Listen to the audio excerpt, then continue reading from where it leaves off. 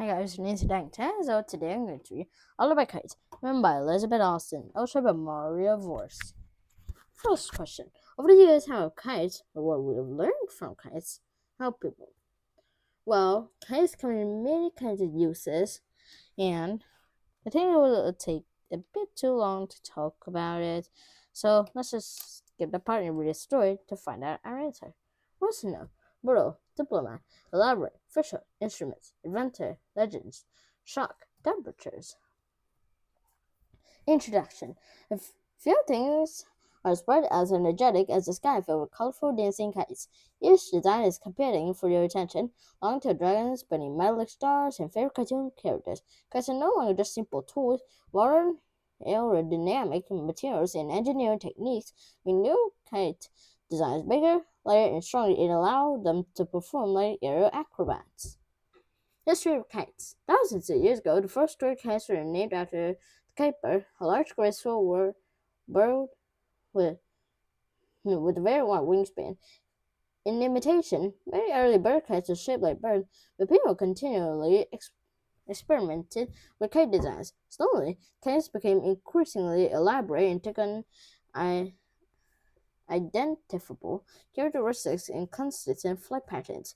There's a very early records of kite flying in Chinese history. The first known story of kite flying is over 2,200 years old.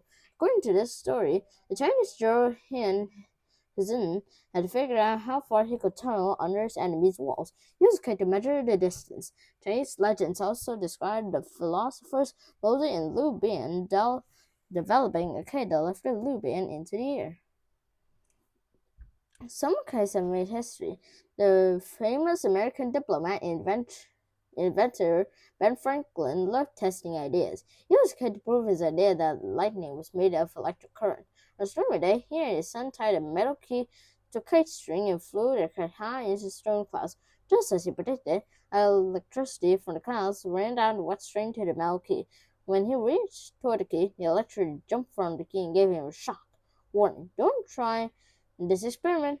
When Franklin tried it again, he was hurt badly.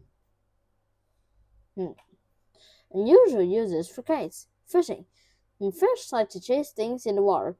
To reach fish that swim far from shore, some people attach a shiny red fish hook to the long tail of a kite.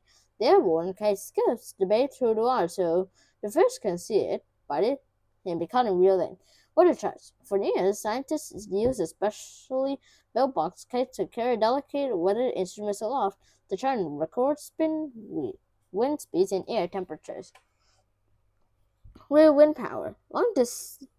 Long-distance cargo ships burn large amounts of fuel and contribute to air pollution. One German shipping company is experimenting with special kites to help reduce both problems. The big kite helps pull a ship so the ship's engines will burn less fuel every day. As you burn less fuel, the amount of air pollution the engines produce will also be reduced. Not all spies are well-trained human snoops. For years, armies attached small, powerful cameras to kites to fly over and spy on enemy locations. Army have also used kites for shooting practice. These special kites could twist and dive, dodging bullets and intimidating the evasive moves of military fighter planes.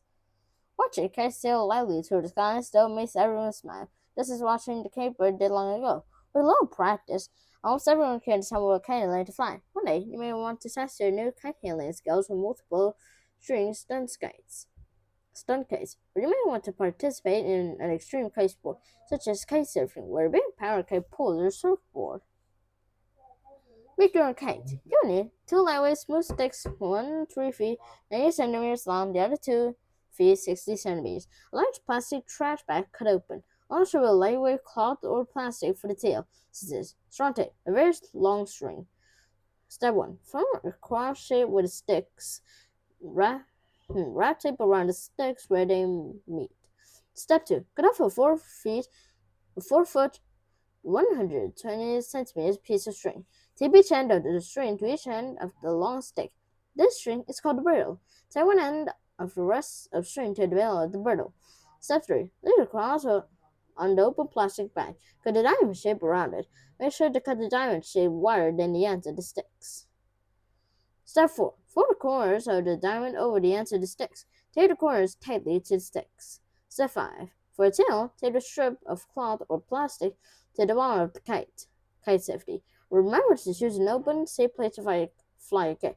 Don't fly a kite near power lines, keep away from trees, roads, and airports. Don't fly a kite in the rain or when you feel thunder. Be sure nothing is on the ground to trip over.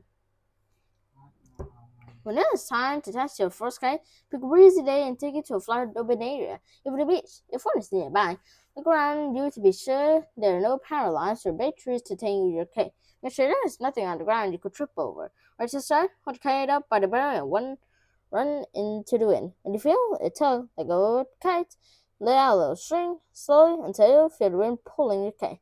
Keep letting out more string until your kite is flying high. Thanks for listening. Goodbye.